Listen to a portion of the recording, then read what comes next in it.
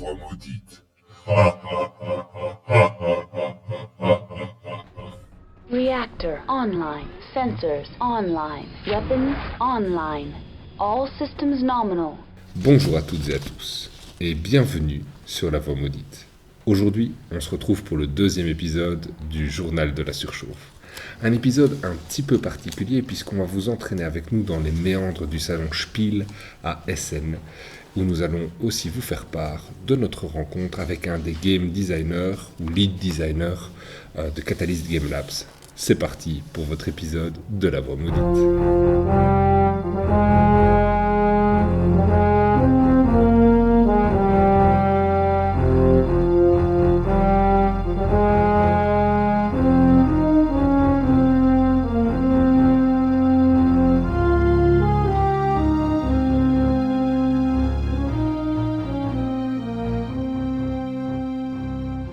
Bonjour Michel. Bonjour Dorian.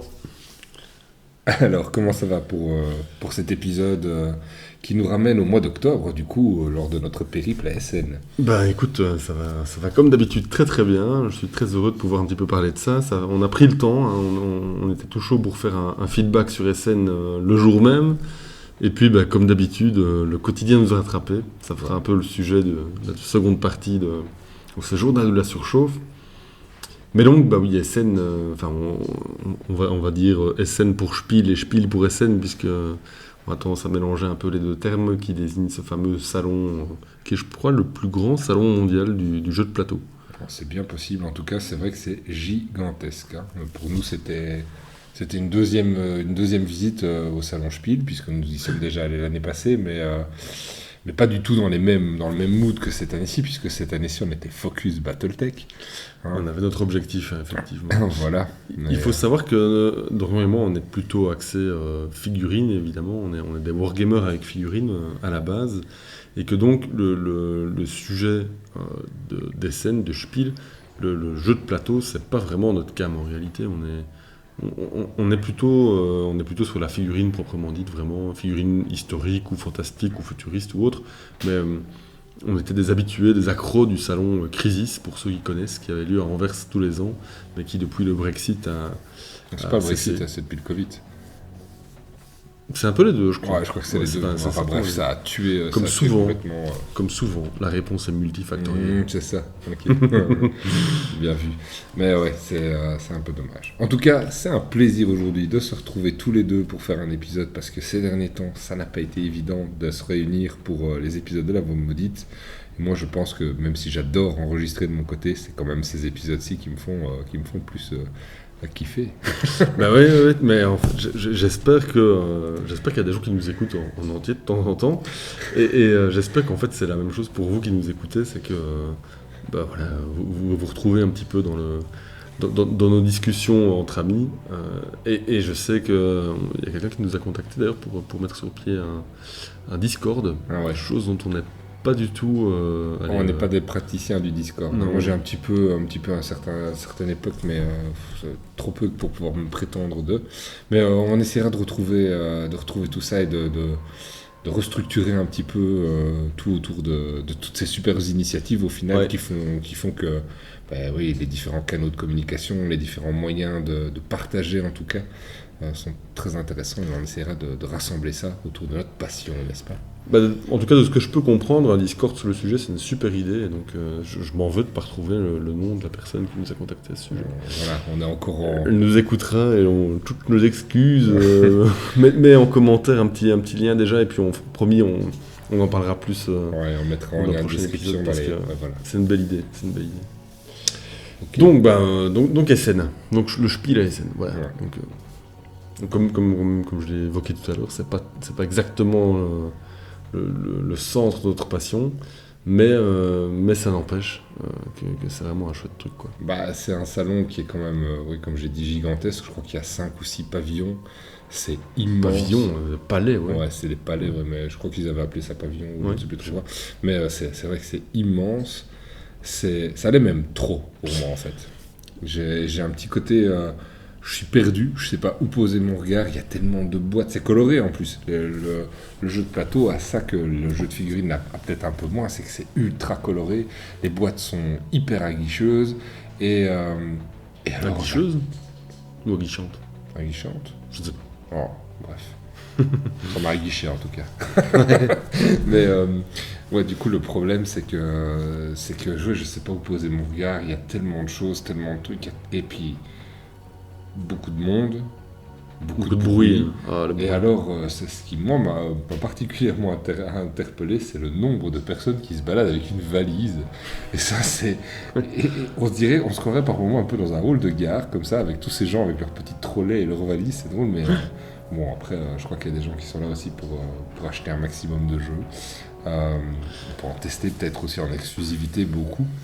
Ça n'a pas trop été notre cas, hein. On y est parti comme d'hab, à l'arrache, un peu en mode, au début de la semaine, on ne savait pas trop si ça serait faisable d'y aller, mais on y est allé quand même, et je vais surtout te laisser toi parler, parce que on avait quand même un objectif, et il faut quand même rendre à César ce qui est à César. Tu as fait une superbe traduction, bien aidée certes par tous les lecteurs, et on vous en remercie très fort, mais tu as fait quand même ce travail de faire une traduction en VF, et notre objectif c'était d'aller rencontrer Catalyst Game Labs pour leur foutre la VF dans les pattes, et je vais te laisser raconter la suite. Hein.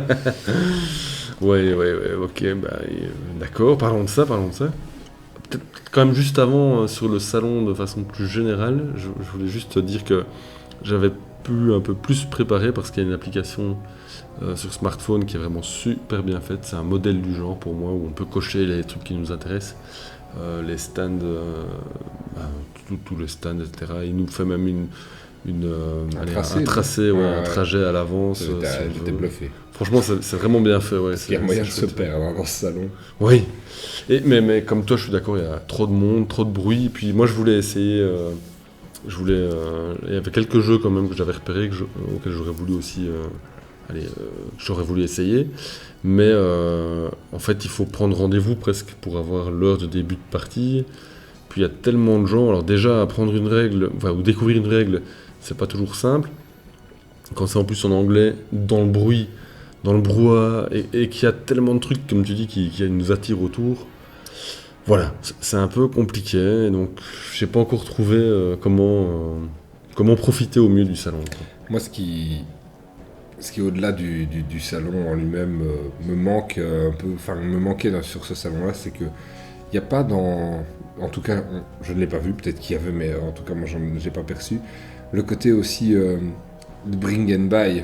Du coup, tu peux faire des folies parce que tu peux faire des occasions incroyables, et là j'ai trouvé que globalement, il y avait une présentation très léchée, c'est incroyable, j'ai jamais vu autant de roll-up et jamais vu autant de beach flag pour les jeux et des trucs comme ça, enfin ça rutile dans tous les sens, t'as des affiches partout, c'est très léché, c'est très beau, mais ça manque un petit peu de bonnes affaires, quoi. Ouais, et puis c'est con à dire, mais dans les boîtes de figurines, t'as toujours moyen d'aller chipoter quelques figurines à gauche, à droite ou quoi aux caisses, et là t'as un peu le côté, tu te retrouves face à la boîte et c'est juste une boîte, quoi. Ouais, tu peux pas toucher les choses, tu peux pas regarder autant. Oui, c'est vrai. C'est évidemment en comparaison avec d'autres salons, mais bref. Bah oui, avant on était des aficionados de puis, vous le verrez en images qui animeront ce podcast, vous verrez que c'est quand même rapproché des principaux exposants, on va dire. Oui. Tu nous les listes alors Oui. Venons-en au fait, finalement, parce que c'est effectivement l'objectif number one de notre passage à SN, c'était d'aller présenter donc cette VF du Quick Starter d'Alpha Strike et prendre contact avec Randall Bills, qui, on le sait, chaque année est sur place, donc c'est un des lead designers de la gamme Battletech auprès de Catalyst Game Labs. Et donc on voulait rencontrer lui et puis un petit peu toute la le gratin de Battletech en Europe, en tout cas en Europe continentale, puisque on l'a déjà signalé et puis on le sait, c'est beaucoup plus joué, beaucoup plus populaire en Allemagne. Et donc il y a notamment MechForce Germany qui est présent sur place et qui est un groupement de joueurs allemands qui est très très dynamique. Donc voilà, c'était un petit peu l'occasion de se rencontrer les gens de là-bas et d'autres personnes. Mais donc pour répondre à ta question, il y avait, si ma mémoire est bonne, 4 allez, je vais pas dire stands, mais 4 entités qui Quatre sont vraiment lieux, ouais, 4 lieux, ouais, 4 emplacements en tout cas. 4 dédiés à emplacements. Battletech, quoi. qui sont vraiment consacrés, je vais pas dire, ouais, en tout cas 3 sur les 4 exclusivement à Battletech. Donc Catalyst Game Labs qui vient aussi avec Shadowrun et Leviathan, mais voilà, je pense que vraiment le gros truc c'est Battletech.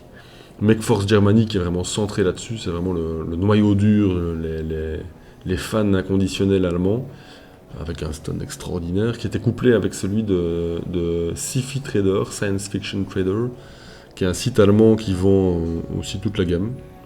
Le site est un peu vieillot, mais par contre le stand était assez dynamique, c'était vraiment chouette. Ainsi que celui de Fantasy Encounter, qui lui est plutôt spécialisé dans les vieilleries, les vieilles figurines en plomb un peu improbables de la gamme, mais qui ne les apporte pas sur place, là, qui avait juste à apporter les nouveautés, on va dire. Donc on est passé par évidemment chacun des stands, et autant l'année dernière, Fantasy Encounter était vraiment un des incontournables, autant j'ai trouvé que cette année, il y avait au même endroit en fait Catalyst, MechForce Germany et Sci-Fi Trader, et du coup tout était là, quoi. Je crois qu'on aurait pu passer une journée complète rien qu'à cet endroit-là sur ces 50 mètres carrés du salon, et c'était bien, quoi. C'était Bon. possible. Allez, ne les fais pas plus attendre que ça. Parle-nous un peu de la rencontre avec Randall. Parce que Alors Randall, ouais, effectivement, donc on avait imprimé nos petites feuilles, un peu comme des jeunes étudiants qui ont leur mémoire de fin d'études et qui vont le présenter. Alors. Est-ce qu'on peut avoir une dernière relecture au dernier moment, monsieur? Donc on est allé trouver Randall, on lui a expliqué notre démarche. Alors il faut savoir que je lui ai déjà envoyé 12 mails, je pense, au préalable pour lui présenter le travail, auquel il n'a jamais répondu, donc c'est un peu le côté décevant des choses. Donc on lui a remis le document. Et il nous a expliqué que, étant donné qu'il tournait sur énormément de salons, qu'il y avait beaucoup de présentations, avec notamment le Kickstarter et tout ça, il n'avait pas su apporter... en tout cas, il n'avait pas vu le mail, il n'avait pas pu en parler. Et puis alors après, voilà, on leur a posé la question très franchement, de savoir si à un moment donné, quelque chose d'officiel allait sortir au niveau francophone. Et là, c'est un peu la douche froide, parce que... Ouais, on s'en doutait. Ouais, bon, on s'en doutait, oui, mais... Ils s'en foutent un peu, on va dire. C'est à mon avis ni dans leur stratégie à court, moyen ou long terme. Et voilà. Mais par contre, là où je trouvais que c'était super positif, c'est que du coup... on fait ce qu'on veut. Voilà, ouais. C'est ça, c'est ce qu'il nous a dit. Donc il nous a dit clairement que tant qu'on ne vendait pas la traduction, tant qu'on ne commercialisait pas cette traduction d'une quelconque manière que ce soit, on pouvait la distribuer comme des petits bonbons. Voilà, donc en fait, à la fois il y a un côté un peu décevant parce que ça ne sera pas quelque chose d'officiel, c'est toujours chouette d'avoir ce tampon officiel, que ça soit supporté par la marque, par Catalyst et autres. Mais d'un autre côté, ça va nous permettre de faire quelque chose ensemble, parce que moi je tiens au côté un peu participatif, au fait d'inclure des photos de tout le monde dans un document et des trucs comme ça. Ouais. Et c'est vrai que l'espace d'un instant, il nous a un petit peu fait... Je pense qu'il était de bonne volonté, et je pense qu'en fait, comme beaucoup de monde, il se fait rattraper par son quotidien ou quoi au caisse. Il nous a quand même fait miroiter un truc de « Ah, mais ça serait cool qu'il puisse y avoir un PDF qui pourrait peut-être être téléchargeable sur le net et avec un papier... » Sur le site, tu dis sur le site de Catalyst. Sur le site de Catalyst, et que ça serait référencé dans les boîtes... C'est un petit peu ce qu'il avait dit quand on discutait avec lui. Et donc, je pense que voilà, il y a de la bonne volonté derrière, et puis peut-être que... Il avait demandé qu'on renvoie le tout par mail, ce que tu as fait, et il y a de nouveau pas de réponse. Pas de réponse, ouais. C'est un peu... Donc voilà. Mais bon, la bonne nouvelle, c'est qu'au final, nous, en notre âme et conscience, et dans notre petite envie de garder bien les choses et de rendre à César ce qui est à César, en fait, on a quand même obtenu un accord vocal qui nous dit qu'on a le droit de faire ce qu'on veut avec cette règle francophone à partir du moment où on n'en tire pas de profit. Ce qui est bien légitime, et ça restait un petit peu dans la volonté de la chaîne d'essayer de mettre pour un maximum de personnes cette règle à disposition. Je pense que c'est l'optique qui est la même pour tous les gens qui, Oui, je sont pense encadrés, qui ont encadré Battletech depuis plus de 25 ans, donc c'est très bien. Donc ça c'était chouette, voilà. Après c'était très sympa parce que c'était quand même chouette de pouvoir un petit peu discuter avec lui. C'est quand même quelqu'un qui fait, je crois, tous les salons de jeux partout dans le monde où Battletech est présent, il est là. Donc c'était chouette de le rencontrer aussi. Lui, mais aussi toute une série d'autres personnes avec qui on a eu quand même quelques discussions, c'était vraiment chouette. En fait, moi, à nouveau, c'est le côté ouvert de la plupart des gens qu'on rencontre. Allez, j'ai l'impression de parler avec des gens qui pensent chaque fois, je veux dire entre guillemets comme moi, qui sont pas des intégristes de la règle ou de la figurine, qui sont conscients des points forts et des points faibles de la règle aussi, et de la gamme de figurines, de la politique, je peux pas dire politique commerciale parce que c'est difficile à déterminer, mais de la disponibilité des produits, des choses comme ça, de l'évolution du fluff. Donc ça, vraiment, je trouve que c'est chouette. C'était vraiment... Allez, j'ai l'impression de ne pas être avec des gens étrangers à moi. C'est pas comme quand je débarque, je prends une comparaison, mais quand je débarque dans un magasin dans lequel il y a des jeunes complètement hystériques qui vont hurler voilà le nouveau supplément, c'est la folie, génial, et puis qui dépensent sans compter. On a été comme ça, hein, mais voilà, je sais pas, il y a un côté peut-être plus... Je m'identifie plus facilement aux gens que je rencontre, en tout cas, qui sont aussi des férus de Battletech. Bah, en tout cas, donc, sur le stand, il y avait moyen de tester que ce soit Alpha Strike ou Ah Battletech oui. classique. Il y avait des superbes tables aussi. Ouais. C'était quand même plutôt chouette. C'était beau. C'est un endroit où on aurait pu passer effectivement la journée, même si on s'était fixé de ne pas faire que ça. Hein. On avait aussi envie de voir d'autres choses. Mais il faut reconnaître quand même que pour la personne qui aurait fait le déplacement, c'était plutôt cool. Parce que voilà, il y avait vraiment ce stand qui proposait, enfin ce rassemblement de stands qui proposait vraiment toute la gamme, tout, je ouais. pense. Je pense qu'il y avait absolument À la toutes les vente. boîtes, tous les bouquins à la Ouais. vente. À l'avant, je crois qu'il y avait vraiment tout ce Voilà. qui existe, en tout cas qui est produit par Catalyst. Il n'y a pas les figurines Real Parta ou Iron Man Metal ou autre, des trucs comme ça. Mais tout ce qui était produit par Catalyst était sur place. Tous les bouquins. On n'a pas fait beaucoup d'achats pourtant. Ouais, et voilà. T'as plus craqué que moi. Bon, pas tant que ça. non. J'ai acheté un patch de la maison Curita, une boîte de lance et le bouquin de fluff Illichon. Ouais. Et toi moi, j'avoue que j'ai acheté 2 patchs. J'ai pris celui de la maison Liao et j'ai pris le patch du clan Wolf pour mon fils. Et puis j'étais prêt à craquer sur 1 ou 2 boîtes. Et puis je me suis rappelé qu'en fait j'avais encore beaucoup de figurines à peindre et la raison m'a emporté. Tu t'es rappelé aussi que tu as un gros Kickstarter qui va débouler. Et d'ailleurs, Ça aussi, c'est vrai. si vous n'avez pas eu l'info, le Kickstarter, apparemment, on l'aurait plus tôt que prévu. Donc ça, c'est assez rare, mais Ouais. apparemment, allez, ça serait prévu pour avant l'été prochain. Oh, Ça, c'est quand même sympa. avant l'été prochain. Donc, Ouais. avant fin juin, quoi. Ouais. Ok. Ouais, ça pourrait être début d'année. Ah bah, je l'ignorais, tu me l'apprends. Bah oui, après, il faudra voir évidemment Bon, ça vient de Chine c'est en bas, ça va jusqu'aux États-Unis. Aux États-Unis, c'est redispatché. Enfin voilà, on verra comment ça se passe. Mais voilà. Mais oui, je pense que c'est un truc que nous, on n'a pas fait, on n'a pas joué, on n'a pas testé. Moi, j'ai un peu de regret par rapport à ça. Je pense que c'est quand même chouette. Moi, même si... Enfin, c'est jouer avec d'autres personnes, quoi. Ouais. Je suis pas dans ce regret-là parce que je suis pas dans le mood dans ce genre de salon d'aller tester ça. En fait, souvent, j'aurais envie, et puis une fois que je suis là, je me dis, faut assimiler une règle dans un bruit parce qu'il faut quand même le reconnaître, c'est Ouais. particulièrement bruyant. Moi, je crois qu'il y a eu un moment sur la journée où je me suis dit, tiens, c'est bizarre, ils ont mis des micros, il y a des gens qui parlent ou quoi. En fait, je crois que j'ai eu à un moment donné, j'ai simplement plus su faire abstraction du bruit qu'il y avait autour de moi. Et à partir de ce moment-là, ça a été persistant pendant 2 heures, les 2 heures qui ont suivi. Je n'entendais que le brouhaha de la foule qui s'enjaillait joyeusement à peu près à chaque stand, quoi. Ça, c'est vrai que c'était quand même intéressant.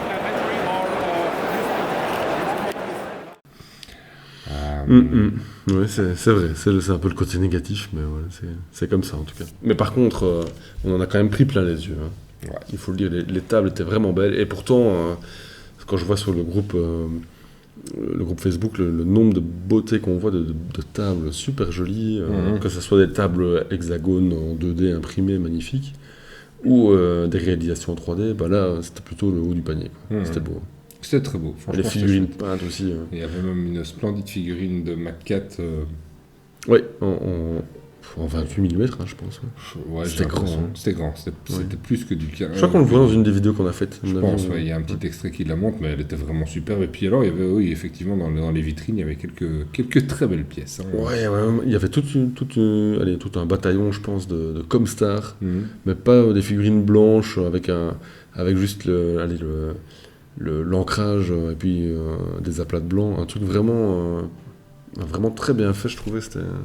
Enfin bon, c'est vraiment bien peint, quoi. Il y a certains peintres, d'ailleurs, il y a certaines des figurines, et il y avait des gens du site qui présentent toutes les peintures. Ça y est, j'ai un trou de mémoire.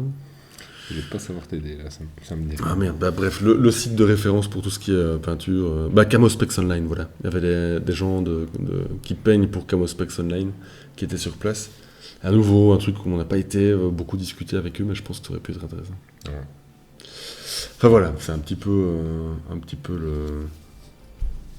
notre compte rendu du truc. Donc c'est que il y a moyen, je pense, de passer une journée complète rien que sur BattleTech à Spiel. Maintenant, ça représente 4 ou 5 stands, alors qu'il y en a combien? Plus de 1000, je pense. Oh, je saurais plus dire Donc c'est combien il y avait. difficile.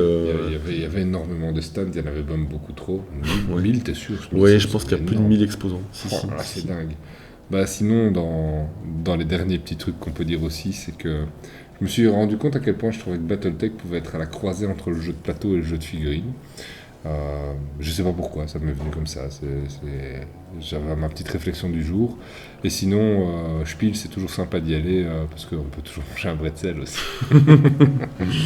Mais C'est vrai. voilà, l'idée c'est que moi je ne sais pas si je ferai ce salon chaque année. Parce que il y a quand même une entrée qui est plutôt onéreuse. Hein, C'est puis- 30 €, hein, je crois. Oh, je sais plus, mais c'est Ouais, je c'est pense cher, dans ces ouais. eaux-là. Qui au final est un peu la taxe pour aller voir des boîtes de jeux de société. Ouais. Si je veux vraiment grossir méchamment le trait. Et en fait, il y a pas assez en figurines pour Ouais. que ça soit intéressant. Par rapport à notre passion, vraiment Mmh, dite, quoi. Ouais, c'est je ça. suis un peu du même avis aussi. Et c'est surtout pour moi, il me manque le côté que tu peux retrouver dans plein d'autres salons de promo, je trouve. Il n'y a Ouais, pas de ouais. promo, en fait, tu as tous les produits. Enfin, en tout cas, il n'y a pas de promo. Je mets des gros guillemets parce que sur les stands sur lesquels on est allé, il n'y avait pas de promo. Genre, il n'y avait pas t'achètes 4 boîtes de. 3 boîtes de Ouais, de lance, lance, la c'était quatrième ouais. est gratuite, quoi. Tu vois, il n'y a même pas ce genre de petits trucs-là, et donc les prix n'étaient pas beaucoup plus chers, où il y avait, enfin, ça pouvait même être intéressant d'acheter une ou deux boîtes, mais il n'y avait pas ce genre de truc que tu peux retrouver dans d'autres salons où là tu as envie de craquer parce qu'en fait tu as une partie de la gamme qui est avec moins 30%, des choses comme ça, quoi. C'est vrai que je compare à nouveau à Crisis, où là, tu avais le Brick and Buy, donc le stand d'occasion, on va dire, où chaque fois, quand on revenait, on avait fait des achats monstrueux, on avait dépensé pour des centaines d'euros, mais sur des trucs qu'on n'avait pas nécessairement prévus, mais on se disait, waouh, on a fait la super affaire, quoi. Et puis, on se lançait dans un truc ou un autre. Ouais, il y a moins ce côté-là. On est peut-être plus réfléchi. Après, bon, voilà, ça représente ce que moi j'aime bien, c'est-à-dire un petit road trip de 2 heures Ouais. pour aller, retour, on boit quelques bières, on touche un petit peu à de la figurine, ça reste quand même un événement sympa, et puis bon, bah voilà. Peut-être Ouais. pas à faire chaque année, mais en tout cas, je pense que j'y retournerai aussi avec plaisir. On verra. Ouais, moi c'est un petit peu par défaut, parce que sinon c'est quand même Crisis qui me plaît le plus. Mais bon, voilà, ouais, ça reste toujours un grand moment de l'année. Voilà. Voilà, un grand moment de l'année ludique. Cet épisode est à présent terminé. N'hésitez pas à partager, liker, commenter et faire vivre la passion et le hobby. On se retrouve bientôt sur la voie maudite.